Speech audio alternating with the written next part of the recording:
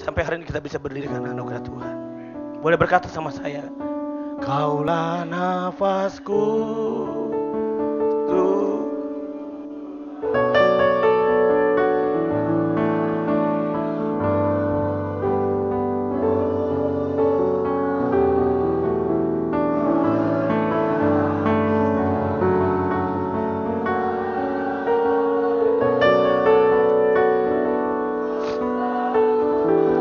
Mari kita bersyukur dengan pujian ini, saudara, katakan, Kaulah nafas. Kalau kamu menyembah Tuhan, sembah Tuhan.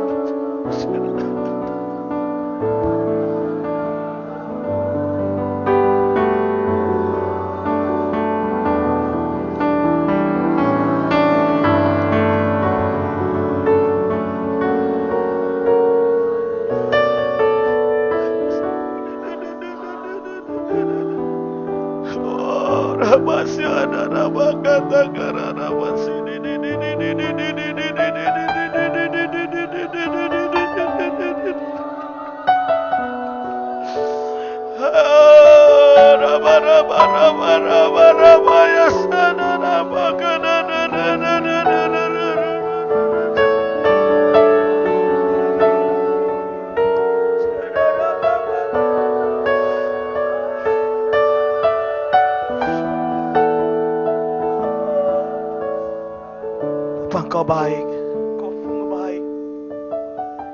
Kalau satu semester dari Januari sampai Juni ini, tanggal 30 terakhir di semester ini, kami masih bisa lewati. Itu karena perbuatan tangan Tuhan. Itu karena anugerah Tuhan. Itu karena perbuatanmu yang dahsyat. Dan gereja ini milikmu ya Tuhan. Kalau gereja ini masih berdiri sampai hari ini, berjalan sampai hari ini, karena ada Roh Kudus. Karena pekerjaan tanganmu. Dalam namanya. Bila ku melihat apa yang kau buat di dalam hidupku ini, hanya air mata, hanya air mata, tanda sukacita yang baik maupun yang tidak baik, hanya air mata. Mari katakan, bila ku melihat, bila ku melihat apa yang kau buat di dalam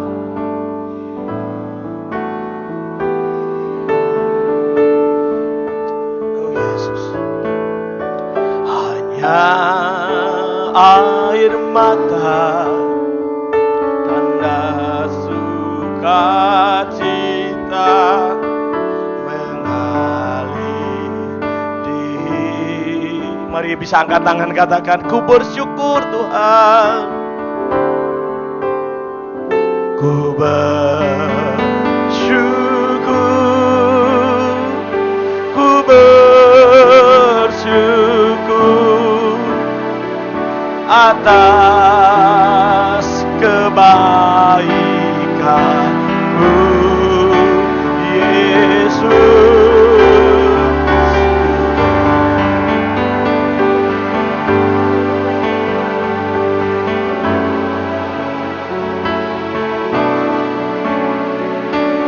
Atas kasih.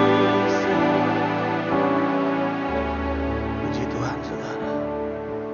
Saya percaya hari ini Tuhan sedang mengerjakan di hati kita satu Roh Kudus, pengurapan yang dahsyat, yang dapat membuat kita berubah, yang membuat kita melihat kemuliaan Allah. Bahkan hari ini engkau diberikan minyak untuk melumasi matamu, dan engkau dapat melihat sesuatu yang belum pernah engkau lihat. Bahkan engkau akan berjalan dalam perjalanan yang belum pernah kau jalani. Bahkan semester kedua ini engkau akan lihat perkara ajaib sesuai dengan imanmu. Engkau dapat berkata kepada Tuhan, katakan, aku siap ya Tuhan, aku siap Tuhan.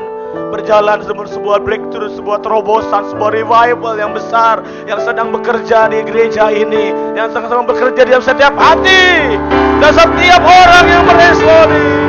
Dan saya percaya hari-hari ini Tuhan sedang kerjakan itu. Kami siap ya Tuhan. Mari angkat tangan kita mengampuni dan memberkati yang sudah lewat. Dari Januari sampai Juni ini akhir dari semester pertama. Mari lepaskan berkat untuk Januari sampai Juni ini. Biar apapun yang manis, apapun mungkin juga yang pahit, semua mendatangkan kebaikan. Semua mendatangkan kebaikan. Aku melepaskan berkat buat Januari sampai Juni ini. Karena Tuhan baik. Yesus baik. Bahwasanya untuk selama-lamanya. Kasih setia Tuhan bagi kita. Kau baik Tuhan. Haleluya. Amin. Shalom. Sedari awal kita menyembah Tuhan. Tadi, saya rasakan hadirat Tuhan yang begitu kuat. Saudara merasakan hadirat Tuhan? Dan saya melihat bagaimana kemuliaan Allah sedang turun di gereja ini. Dan saya tahu bahwa waktu gereja ini berjalan dalam tuntunan Roh Kudus, maka gereja ini akan melihat kemuliaan Allah dan mujizatnya. Satu kalimat yang Tuhan bilang tentang kedewasaan. Saya mulai dengan ini. Ini adalah semester kedua yang akan kita masukin. Setan itu akan mati-matian, sekuat tenaga, seluruh kemampuan dia akan dicurahkan untuk membuat bintang-bintang Allah berguguran. Saudara akan heran-heran, bingung-bingung kalau nggak kuat-kuat berpegangan dengan apa yang ada padamu, banyak orang akan jatuh, saudara. Tetapi tenang, Tuhan katakan apa? Kalau engkau ada dalam kerajaan yang tak tergoncangkan, engkau ada dalam damai dan sejahtera. Dan waktu saya bicara, Tuhan gimana mesti omong ini? Hari ini saya nggak tahu mesti bicara sesuatu yang sederhana, tetapi Tuhan bilang ini pondasi dasar untuk masuk dalam semester kedua dari Juli sampai Desember, bahkan ini sebagai satu tonggak awal tinggal landas gereja ini untuk terbang bersama Yesus. Selama ini gereja ini berjalan dalam sebuah pembapaan, tapi mungkin pembapaannya sifatnya kasih. Tapi ke depan saudara, Tuhan katakan aku akan membapai gereja ini dalam kasih dan juga dalam kuasa. Dan waktu saudara meresponi ini, maka itu akan masuk dalam hidup saudara dan memenuhi hidup saudara. Pagi ini saya bersyukur sekali saudara gereja yang respon. Gereja yang menanggapi seluruh kebenaran yang datang. Haleluya. Untuk menjadi besar, apalagi tua, saudara nggak perlu repot-repot. Kalau saudara mau mencoba, jangan coba. Tapi saya pikir sederhana sekali. Orang masuk ke dalam ruangan kamar rumahnya, lalu dia main game sepanjang hari, setiap hari. Nggak usah pusing, saudara. Dia pasti jadi besar, lebih besar. Dan pasti tambah tua. Tapi menjadi dewasa itu nggak bisa begitu, saudara. Menjadi dewasa adalah sebuah keputusan untuk beralih dari zona nyaman untuk masuk dalam dimensi yang lebih tinggi lagi dari yang sekarang kita jalani. Orang yang siap dan mau menjadi dewasa adalah orang yang bersedia untuk meninggalkan zona nyaman, merelakan zona nyamannya. Mungkin waktu dulu kita di Nina bobo sama mama, papa, anak-anak dengar ini. Tapi ke depan orang tuamu nggak bersama kamu lagi. Ke depan engkau harus meninggalkan orang tuamu dan ibumu, bapamu dan ibumu.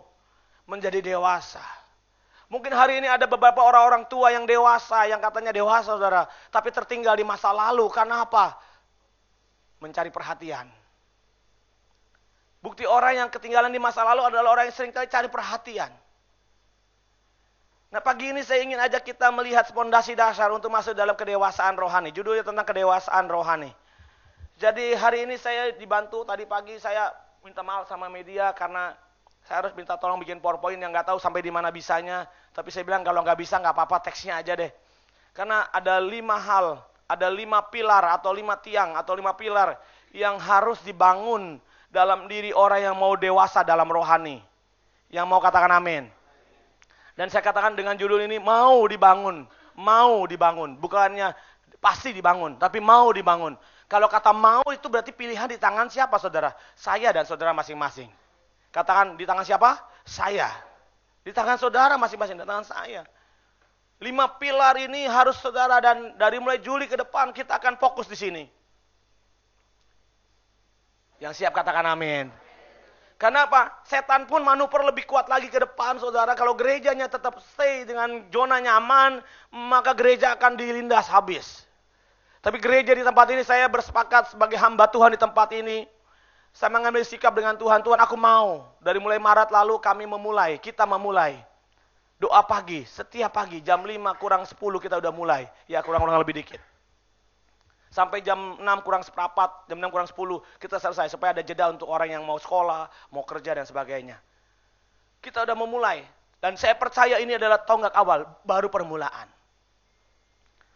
5 pilar ini, mari yang pertama saya mau ajak saudara lihat dari yang tengah. Tengah itu paling tinggi, menurut saya itu saya nggak sengaja bikin. Tapi saya pikir Tuhan mau bikin apa? 4 pilar saya tahu dulu. Ada di Indonesia itu ada namanya slogan tentang 4 pilar, NKRI dan Bhinneka Tunggal Ika ya. 4 pilar. Dan sebagainya. Yang tengah itu adalah kebergantungan kita dengan Tuhan. Sebagai pilar yang paling tinggi, kebergantungan saya, katakan saya. Dengan Tuhan. Dengan Tuhan. Bagaimana saya mau bergantung dengan Tuhan? Saya pribadi, ini pribadi loh. Enggak rombongan, ini sendiri. Makanya pilar ini paling tinggi. Di antara yang lain, ada pilar ibadah, ada pilar pengajaran, ada pilar DPP, doa pujian penyembahan, ada pilar komunitas, saudara. Tetapi pilar yang pertama yang harus saudara bangun adalah pilar kebergantungan saudara saya kepada Tuhan pribadi. Oke, balikin lagi, coba cerita ke sini, saudara. Bagaimana supaya pilar pertama ini, ganti ke saya dulu, jadi ini biar nggak lihat itu terus. Iya. Kalau lihat itu terus, saya nggak diperhatiin. Nanti kalau saudara saya pulang, saudara diam aja sih, santai aja, orang pendetanya udah gak ada. Jadi fokus dulu ya. Jadi pilar yang pertama, pilar kebergantungan saya dengan Tuhan. Katakan 2, 3. Pilar kebergantungan saya dengan Tuhan. Itu paling pondasi dasar, paling dasar. Kenapa saudara? Seluruh pelayanan dan pengabdian kita yang diwujudkan dalam ibadah, doa, berkomunitas, dalam mendengar pengajaran, harus terrefleksi dari kebergantungan kita dengan Roh Kudus. Sampai sini ngerti, katakan amin? Artinya bagaimana saudara? Orang-orang yang berani melepaskan segala sesuatu bagi Tuhan. Mari lihat dalam Filipi pasal 2 ayat yang kelima. Ini ayat luar biasa, ayat sering kita baca. Filipi pasal 2 ayat yang kelima. Filipi pasal 2 ayat yang kelima, mari baca bersama-sama. 2, 3, hendaklah hidupmu bersama menaruh pikiran dan perasaan. Yes, ini menjadi teladan. Paulus mengatakan pada gereja di Filipi, katanya, kalau untuk engkau menjadi dewasa, secara pribadi kau punya kebergantungan dengan Roh Kudus. Caranya yang pertama adalah segala pikiran, perasaan kita seperti pikiran yang terdapat dalam pikiran dan perasaan Kristus. Dijelaskan di dalam ayat 6. Ayat 6-nya muncul kan? Baca sama-sama lagi ayat 6. Baca 2, 3.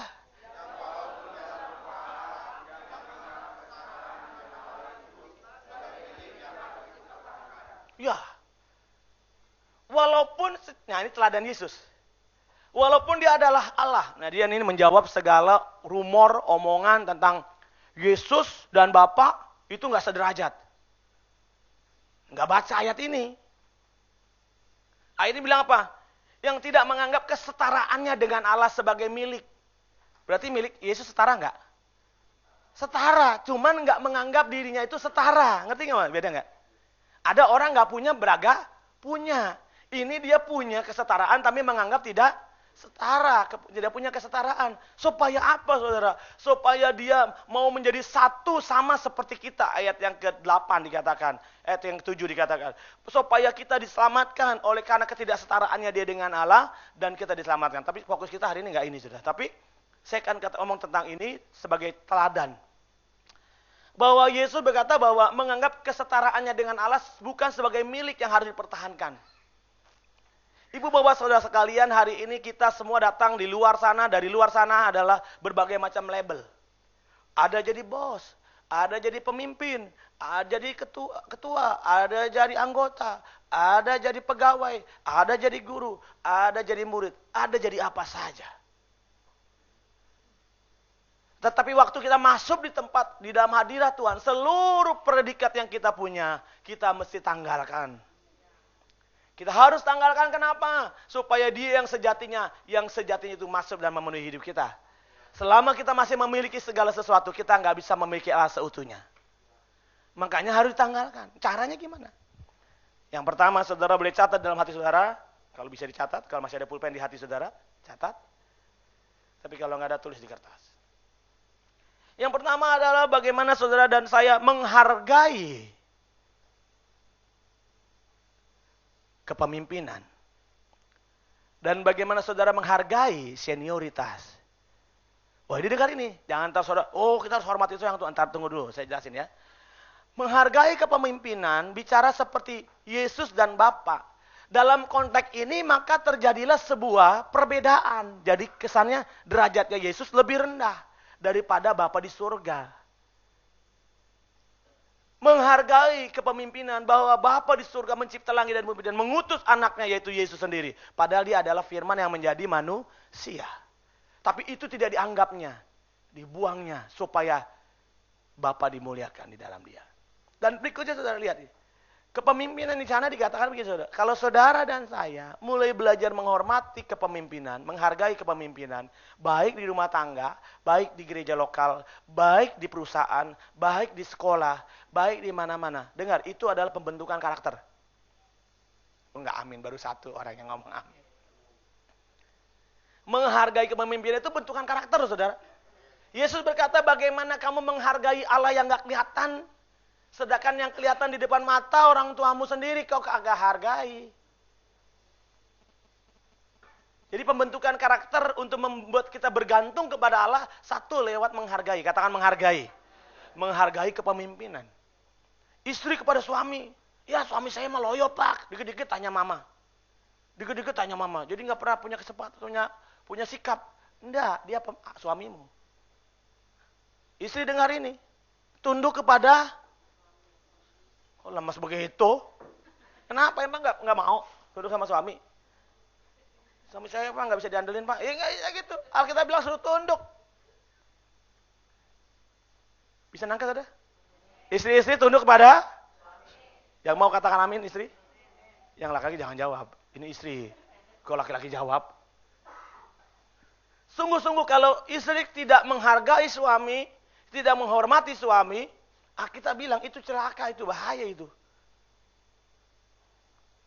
Anak-anak pada orang tua. Dalam kepemimpinan lokal, gereja, dalam kepemimpinan di perusahaan. Ada seorang bilang begini, Pak, bos saya itu semena-mena Pak.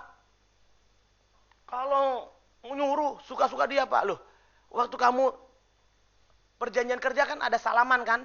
Ya gaji kamu sekian, kerja dari sekian, bla bla bla, ya salaman. Waktu engkau salaman, engkau harus terima yang enak maupun tidak enak dari seorang pemimpin, dari yang kau percaya dan kau sepakati. Betul tidak?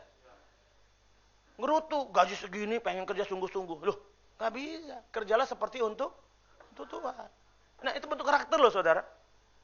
Kalau pemimpin, kalau engkau nggak bisa menghargai pemimpin di perusahaanmu, jangan harap engkau menghargai Tuhan yang nggak kelihatan saudara.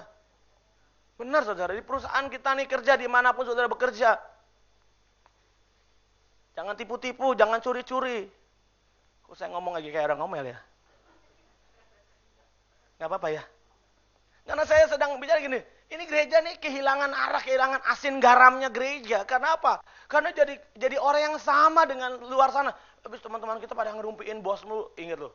Orang yang sering dirumpiin pertama adalah gembala, pendeta. Yang kedua bos.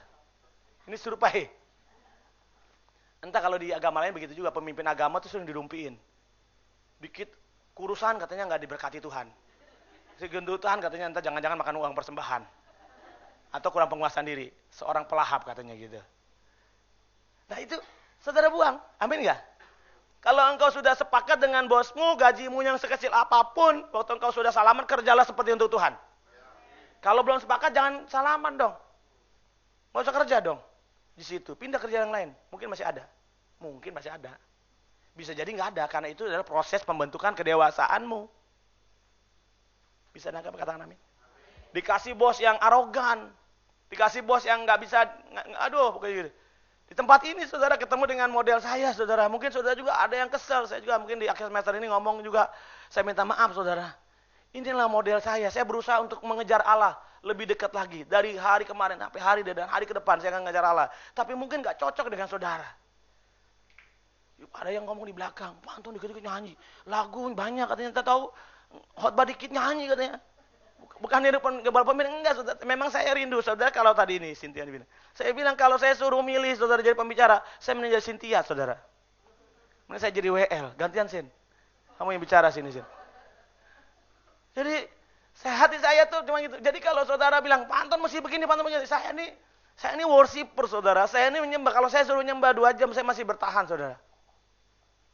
Di sini banyak orang punya karakter lain-lain, beda-beda, model-model. Okay. Tapi intinya kepada Tuhan kita mempersembahkannya, amin. Lalu kita menghargai kepemimpinan. Yang pertama menghargai kepemimpinan. Dalam bentukan ini, kita didewasakan. Engkau dan saya menjadi prajurit Allah. Katakan prajurit Allah.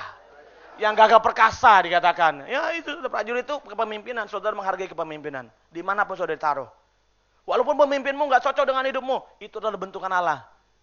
Selamat menikmati perjuanganmu. Wah pemimpin santai banget Pak, dia emang gak pernah kunjungin saya Pak. Ya itu dia modelnya. Jadi dewasa itu pilihan dan keputusan. Amin. Lalu menghargai apa saudara? Menghargai senioritas, katakan senioritas. Artinya yang muda kepada orang yang lebih tua. Jangan main lu gue aja. Kayak orang barat gitu, John bapaknya. Bapaknya pakai John, anaknya kurang ajar bener. Emang orang bule begitu. Tapi kita bukan orang bule, kita orang Indonesia. Menghargai senioritas, saudara. Amin. Di sini ada kakak rohani saya, bapak rohani saya. Di sini ada bapak-bapak saya. Pak Manurung tulang saya nih, aduh. Luar biasa. Saya hargai beliau. Walaupun secara hierarki tadi kepemimpinan saya di atas ya, tetapi senioritas secara usia kau harus hargain.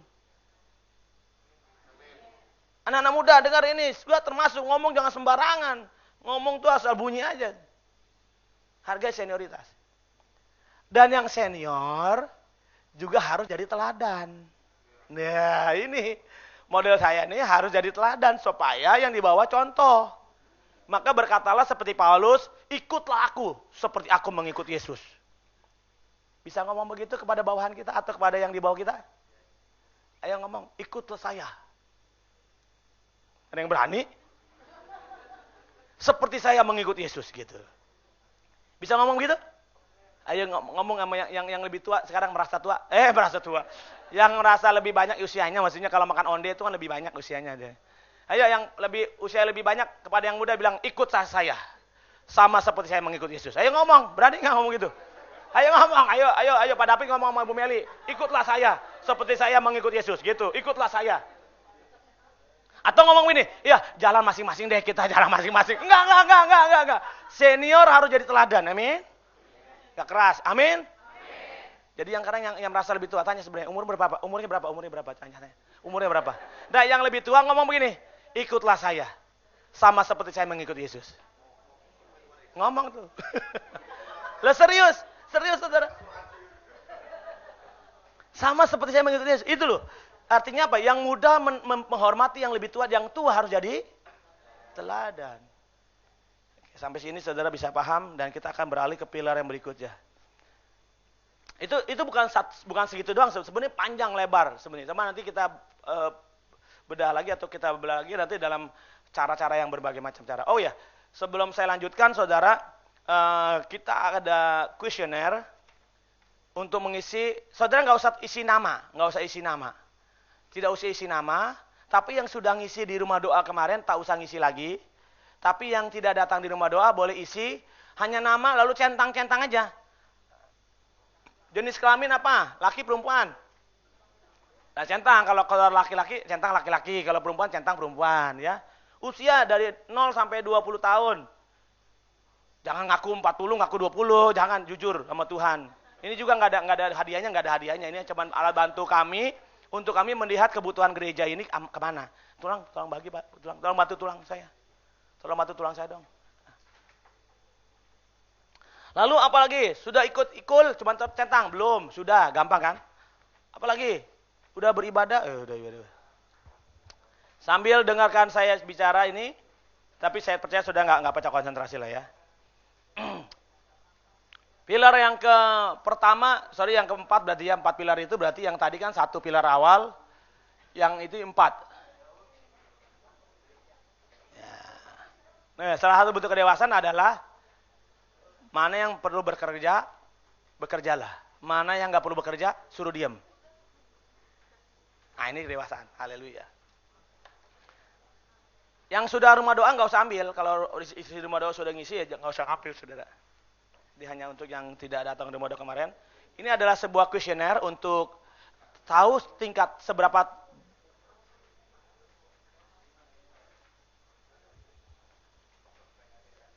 Jangan nyontek dong. Nggak boleh nyontek, ini sendiri punya urusan. Pak, gimana kalau persembahan? Kalau persembahan patungan boleh, kalau itu boleh sama-sama sama istri. Tapi kalau sendiri, rasa gini. Yang terakhir, apakah gereja ini, GBI, Arkadia maksudnya itu, telah berdampak dalam hidupmu? Berdampak? Kurang berdampak? Cukup berdampak misalnya begitu. Kalau kurang ya bilangnya kurang, centang kurangnya. Apakah saudara sudah memberikan persembahan sepersepuluhan? Sudah. Kadang-kadang. Belum pernah. Ah itu dia. Ini aduh. Ada yang nggak tahu usia berapa? Nanti saya tanya KPU ya. Supaya kasih tanggal lahir baru.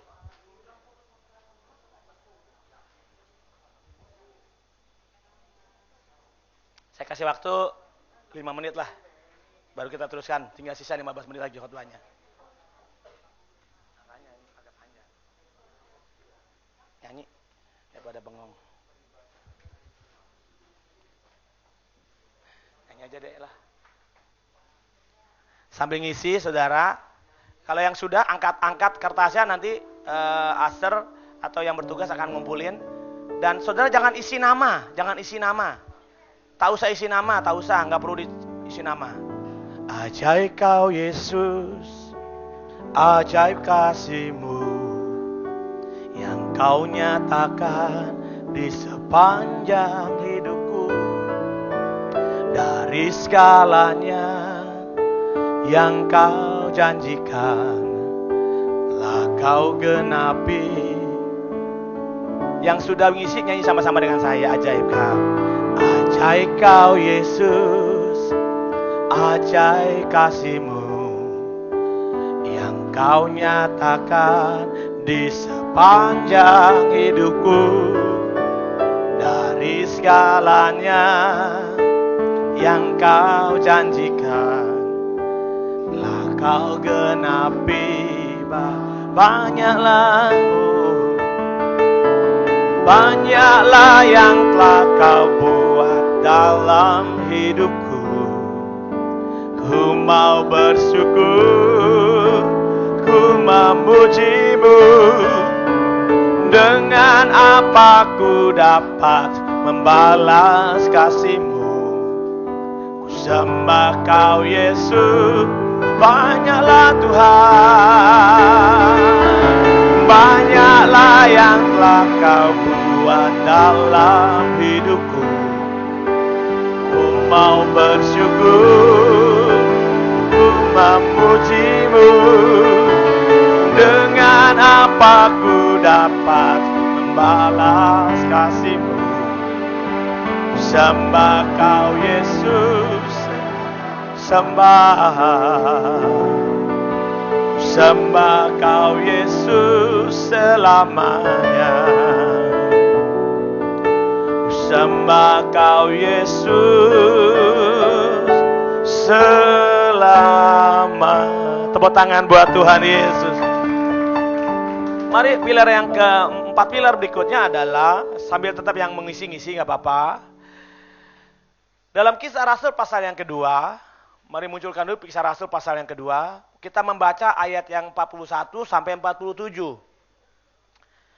Mari membuka Alkitab saudara dalam Kisah Rasul pasal yang kedua. Cara hidup jemaat mula-mula, ini judulnya. Ayat 41 sampai 47. Ini menjadi sebuah barometer ukuran keteladanan dari gereja mula-mula dalam kedewasaan. Dalam proses kedewasaan. Mari sudah ketemu katakan amin. Membaca dengan keras 2, 3.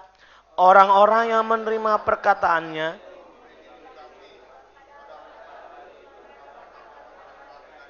Ya, 42 dikatakan 2, 3. Mereka bertekun.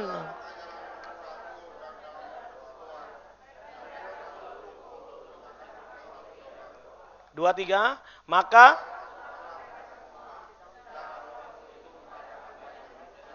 berikutnya 2, 3. Dan orang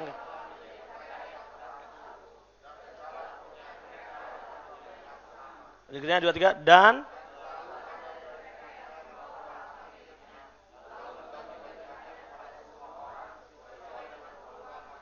berikutnya 2, 3.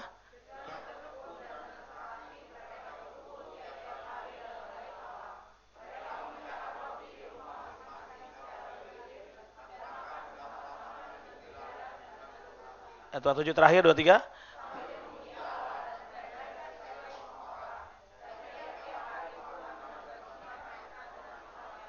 Katakan orang yang diselamatkan. Orang yang di Tuhan Yesus berkati. Tepuk tangan dulu buat Tuhan Yesus. Haleluya. Nah, 4 pilar itu adalah yang kita akan kejar di semester kedua. Ini memang kita ada ketinggalan 2-3 lab lintasan karena seharusnya kita sudah masuk pada fase pengutusan, gereja misi. Cuman beberapa tahun terakhir saya pribadi ngakuin bahwa kita ketinggalan, saya terutama. Ketinggalan beberapa lab untuk kita ngejar beberapa poin di sini. Yang pertama adalah munculkan PowerPoint-nya sedikit walaupun ini cuman kira-kira gitu. Yang pertama adalah pengajaran. Pengajaran. Jadi pilar pengajaran atau tiang pengajaran. Di sana waktu saudara ngomong tentang pengajaran, kita identik khotbah. Ya, bisa jadi pengajaran bisa lewat khotbah. Tetapi pengajaran di sana adalah bentukan dari proses Tuhan mengajar kita, baik langsung maupun tidak langsung. Misalnya gini, jadi adat Yahudi adalah mereka mengajar bukan hanya di sinagog-sinagog, tapi mereka kadang-kadang di pinggir di pintu-pintu gerbang. Yang tua-tua duduk untuk membacakan atau menceritakan tentang hikayat nenek moyang mereka yang punya iman besar dan sebagainya. Ini proses pengajaran. Nah, nanti ke depan saudara siap masuk dalam proses pengajaran ini. Karena apa? Kita berkata umatku binasa karena tidaknya pengetahuan. Kalau nggak ada pengetahuan, umat ini jadi binasa. Saudara, gereja di tempat ini akan masuk dalam fase ini. Kita akan kejar beberapa lab yang ketinggalan kemarin. Yang mau katakan amin? Kalau saudara bilang, kenapa kita dipakai Tuhan? Caranya ada di dalam pengajaran. Salah satunya lewat kom. Lewat kom. Kemarin sudah banyak kom ikut 40-an orang. Nanti ke depan akan nyusul angkatan berikutnya. Jadi di pengajaran ini nanti ada seminar, ada kelas-kelas, mungkin dalam artian kelas pemulihan, recovery group, dan seterusnya. Dan saudara masuklah dalam gelombang ini. Dan saudara akan mengalami banyak pemulihan, banyak dipelengkapi. Coba saya tanya yang rindu dilengkapi, ke angkat tangan bilang, saya mau. Wow, saya rindu, saya percaya. Gereja tempat ini saya bersyukur, gereja yang penuh respon sekali saudara. Amin, saya bersyukur cita. Saya ada di tengah-tengah Bapak Ibu Saudara yang penuh respon dan mulai masuk rindu dalam pengajaran. Ini pengajaran. Dikatakan mereka bertekun dalam pengajaran rasul-rasul. Ini masih siapa mereka? Ayat 41 dikatakan apa? Mereka yang menerima perkataan Petrus. Mereka yang menerima perkataan Petrus. Yang khotbah kemarin tuh, di dalam perikop sebelumnya tuh. Mereka bertekun, mereka menerima perkataan itu, memberi diri dibaptis, dan mereka kira-kira bertobat itu kurang lebih 3.000 orang. Mereka ini bertekun dalam pengajaran rasul-rasul. Mereka melihat bagaimana pengajaran itu membuat mereka diperlengkapi, sehingga waktu mereka ada di dalam pengajaran, mereka akan ada dalam tuntunan yang begitu jelas, kuat. Sehingga saudara akan begitu luar biasa. Ayat 43 dikatakan, maka dikatakan mereka ketakutan waktu rasul-rasul mengadakan tanda mujizat. Yang bikin mujizat siapa? Tuhan Yesus. Tetapi melalui para rasul. Oke saudara, kita mundur dulu dalam Lukas pasal 6. Lukas pasal 6. Lukas pasal 6. Mari lihat para rasul. Siapakah gerangan para rasul ini? Lukas pasal 6. Ayat yang ke-12 dulu kita mulai baca. Saya tiba-tiba ingat ayat ini. Lukas pasal 6 ayat yang ke-12. Baca sama-sama. 2, 3.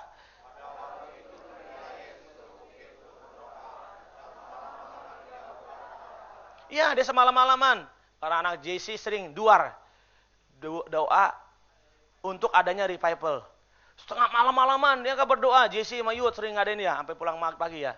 Yesus juga sama semalam-malaman dia duar dengan bapaknya sendiri. Kalau saudara rombongan, dia sendiri duar ya sendirian. Tetapi pagi-pagi lihat ayat 13. Munculkan 13 ya. 2 siang harinya. 2, 3.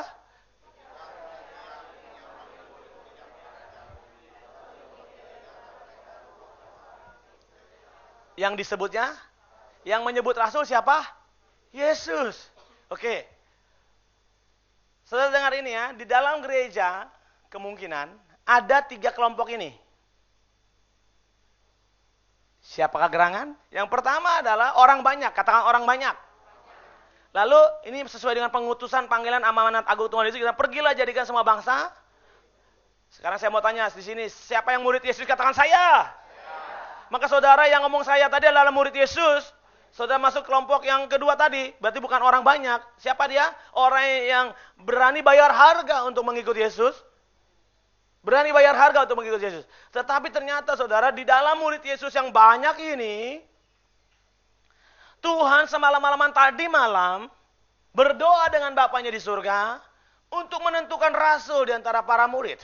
Dan siang ini, dia sudah hadir di Arkadia ini dan berkata kepada kita, dia sedang memanggil saudara, menentukan saudara, bukan hanya menjadi murid. Di antara para murid ada para rasul. Siapakah dia? Adalah pribadi atau orang yang bersedia setiap waktu bersama dengan Yesus. Siapa? Saya keluarkan dari arti apostol ya. Kita nggak ngomong arti apostol nih. Saya bicara tentang para rasul menurut definisi umum. Siapakah para rasul dalam konteks ini? Adalah dia yang bersedia setiap waktu bersama Yesus. Siapa para rasul?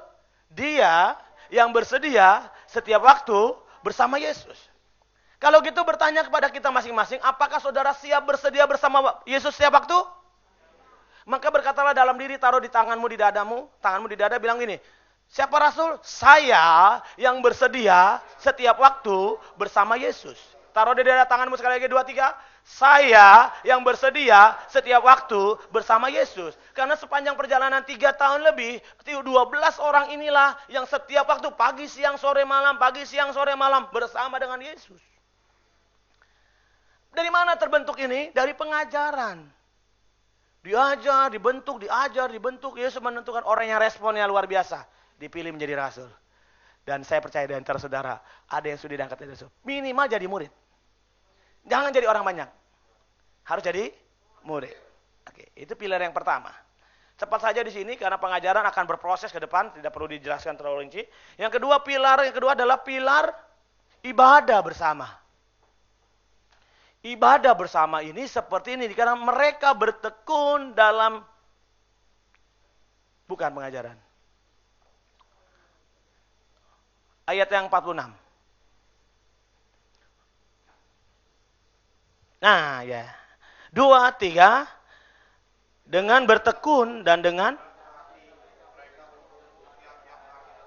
sampai situ, dalam bait. Tiap-tiap hari ada mereka berkumpul di bait Allah. Ya, zaman dulu mungkin kerjaannya nggak banyak, maksudnya nggak keluar kota. Jadi hanya kerja dari situ aja. Tapi sekarang saudara, kita ada banyak ibadah yang ada di sini dan saudara bisa mengikutinya. Semua ibadah mendatangkan kebaikan. Yang ngerti katakan amin? Kita berkata janganlah tinggalkan pertemuan-pertemuan ibadahmu seperti yang dibiasakan banyak orang itu. Karena di dalam ibadah itu pertama mengandung janji. Yang kedua mengandung apa? Kekuatan Allah. Injil kekuatan Allah. Karena di dalam ibadah ada Injil yang disampaikan. Ada berita Allah. Jadi kalau ibadah, jangan ibadah yang hanya bicara tentang mujizat. Tapi bicara tentang Allah yang membuat mujizat. Jangan bicara caranya. Cara macam-macam. Kalau saudara ngikutin cara bahaya. Nanti saudara ikut-ikutan pakai sapu tangan kayak Paulus. Atau kepet terus pakai bayangan. Rebah di situ, nanti aku lewat. Nggak bisa, saudara. Semua punya cara. Cara nggak masalah. Yang penting sumbernya. Cara nggak masalah. Oke? Berikutnya, saudara, yang ketiga. Pilar yang ketiga adalah pilar doa, pujian, penyembahan. Nah, gereja ini adalah gereja restorasi Pondok Daud. Yang di dalamnya tentang doa, pujian, penyembahan. Sebagaimana apa yang kita baca tadi. Restorasi Pondok Daud adalah prajurit-prajurit Tuhan yang gagah perkasa, yang mempunyai gaya hidup. Doa, pujian, penyembahan bersama-sama siang dan malam yang melakukan kehendak Bapa pada zaman ini. Nah saudara, ini siang dan malam ini sama seperti tadi saudara. Rasul tadi siang dan malam bersama Yesus. Nah dulu secara fisik, sekarang gimana secara roh? Secara roh, Dia kita undang, ada di dalam kita, dan kita ajak komunikasi, ngomong sama Roh Kudus. Sekarang saudara sedang ngomong sama Roh Kudus. Apa Roh Kudus yang mau dikerjakan dalam hidup saya? Apa yang Tuhan mau pakai dalam hidup saya? Nah, doa pujian penyembahan ini adalah DNA kita, saudara. Yang bisa ngerti bilang amin. Doa pujian penyembahan ini DNA kita. Kalau di sini nggak bisa nyembah Tuhan, saudara salah tempat. Nggak apa-apa suara fals, yang penting hati menyembah. Tapi kalau hati nggak mau menyembah, itu yang repot.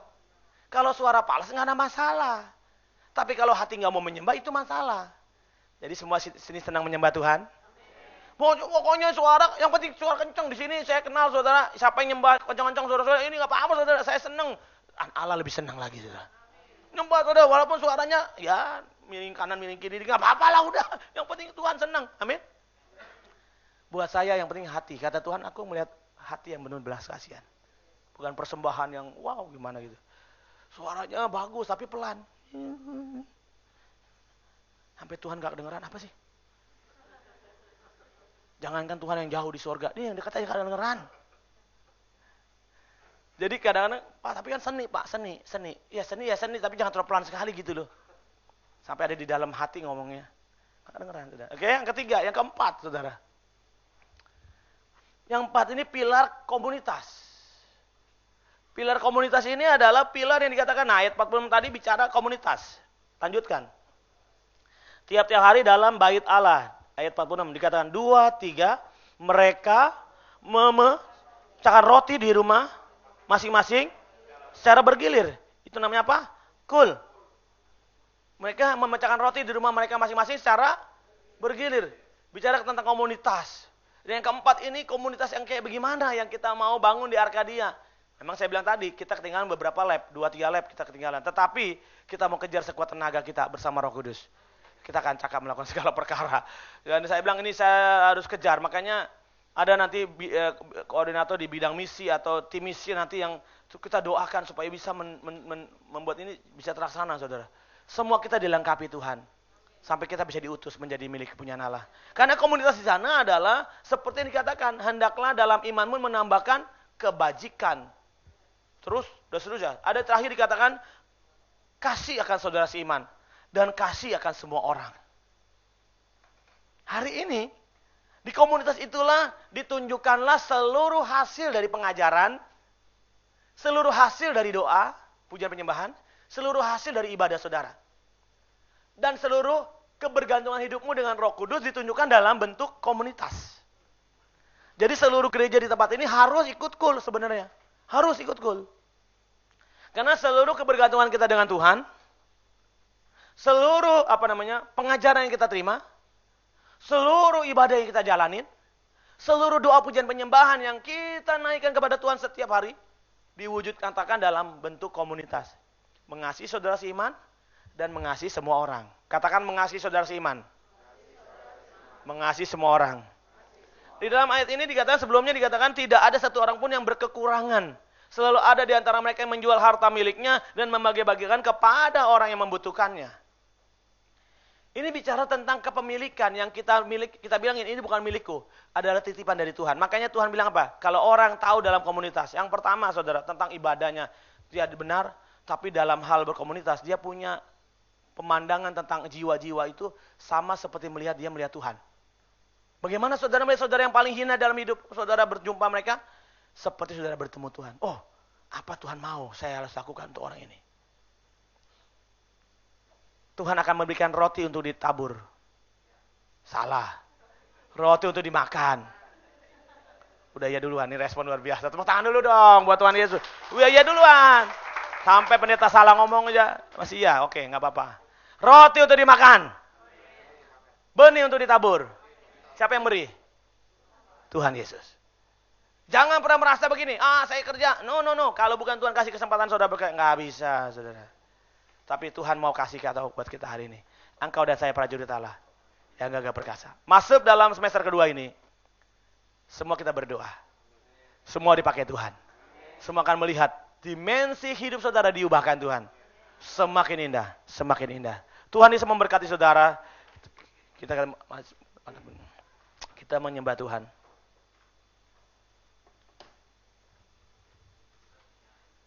Haleluya.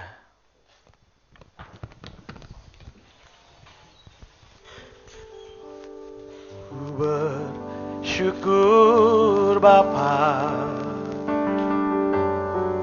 ku bersyukur Tuhan buat